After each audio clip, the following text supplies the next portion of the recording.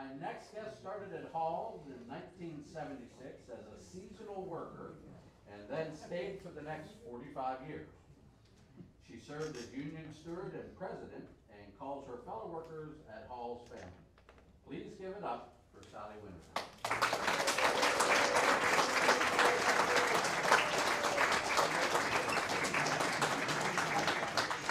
Have a seat, be careful your step. Okay, I will.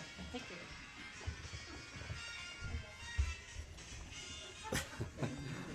All right. Yes, this is going to be interesting, so I was excited about this I'll one. bet you are. They all will be too. Okay. So, tell us why did you go to Halls in the first place? I went to Hall, China to make money for Christmas. In 1976, I started August 25th, and November 15th, they went on strike. So I had no money for Christmas, didn't get back to work till the end of February, and I just decided, well, it's fun, I'll stay. So And I was the first female caster, so that was rough. That's actually my next I'll question. bet you. So we know you were a caster, but can you tell the audience what a caster does? You know, and isn't a caster generally a man's job? It was 100% man's job. There was 168 men and me. And you pour slip into a mold, you dump the mold, you dump it into a big can, you jerk it clear over to a hole, dump the hole in the hole and go back over. You have to empty the molds. You have to finish the wear and carry it out, and it better be right because if it's not, they'll send it back. And it's a very heavy, heavy job, but I had two choices, mold making or casting. And they took me to the mold shop first, and I couldn't lift that big bucket full of slip. Back then, or plaster. Back then, they didn't have a crane to do it. And I tried to, I said, okay, let me try something else. So they took me to the mold casting shop, and I said, I can do this. So that's what I did. I That's how you stayed. end up Yep. casting. Okay, so you've described Halls as a family. So what's that mean to Absolutely. you? Tell us about that. I spent more awake time with those people than my own family. That's just how it worked. And everybody, if something happened to somebody, it didn't matter who it was, everybody jumped on the bandwagon and helped them. You didn't have to like them, but you darn well helped them.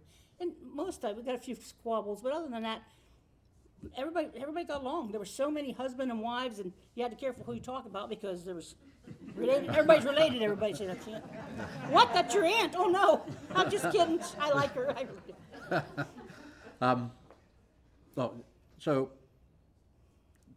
tell us a little bit about being like union president. Union president was a nightmare on both sides. For a nightmare for the company because I gave them a hard time, and a nightmare for me because they gave me a hard time, other people. So you had to work with it, that's all. Everybody knows it takes two sides to make it work, and sometimes the union people didn't want to think about that, and management, maybe once in a while they were a little slack on raises and stuff, but all in all, I think everybody tried to make it last, tried to make it work, but I did it for 17 years, I think I was union president, and then I was so tired of it, I just gave up and let somebody else take the reins. That was right before, about 2 years before I retired, somebody else became president. That must be like that. I actually worked at Faro Porcelain, and we had union management difficulties all the time there towards the end. But they did try. Everybody tried to get along. Tried, yeah. Yeah, so that must just go around It was a the board. two-way street. Now, you're the only female on the show today, so you know pottery women have something of a reputation as a wild bunch. Really?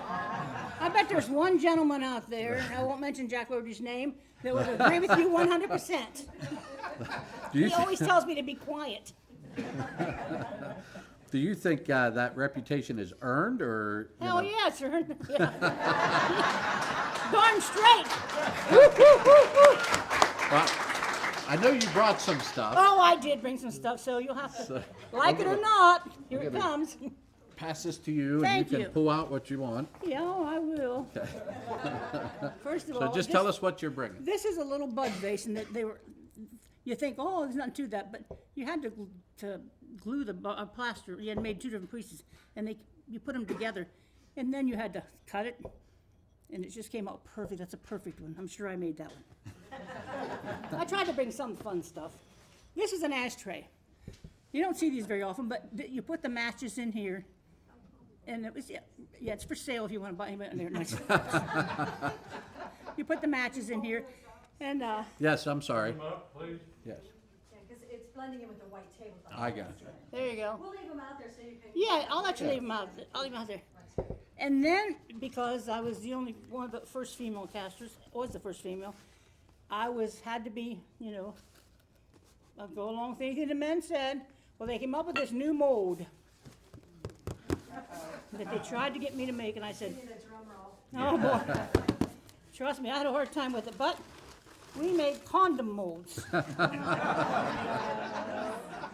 not sure I want to hold that up. Now, I painted it red. It wasn't red, but I painted it red. But when I went into work and there was a line of these on my bench, I said, "You've got to be kidding." They said, "Oh no, remember? You like being a caster. You want to be a caster. You have to be a caster." So I said, "Okay," and then that's what I'll be.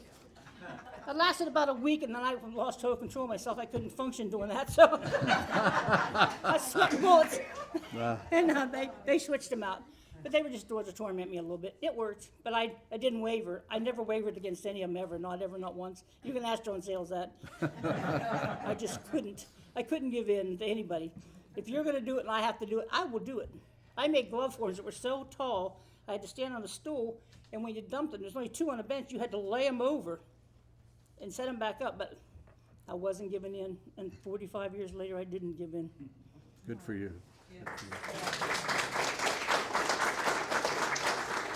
When it became known that Hall was closing, what was the reaction among the people? Everybody was devastated, everybody. Everybody might have complained about Hall China and stuff, but everybody. I can't think of one person that said, "Good, I'm glad the bastards are out here," I'm sorry. They told me to watch my swearing, so I had to.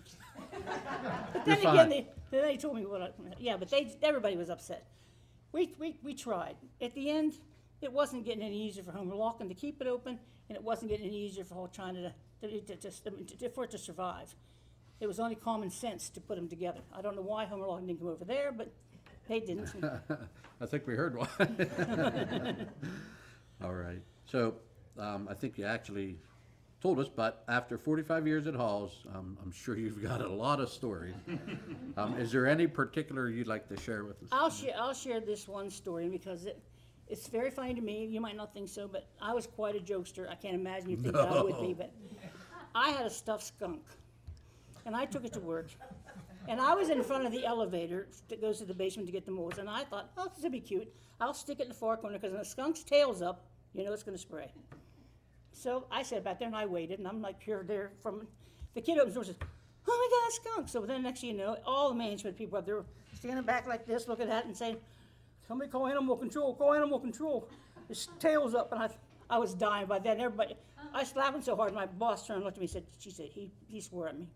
And I won't say what he said, but he went and got it, and he took it and he threw it at me like a football. And I caught it and I said, "Come on, that was funny." And Platt said, "Write her up right now for horseplay." I said, "Well, let's make a skunk play. Come on, seriously. If you're going to do it right." It was a skunk. It was not a horse. And I did get wrote up. It wasn't a verbal. I usually get a verbal first, but for that stunt, I got it because they already had animal control on the line. I didn't know that. I had no idea.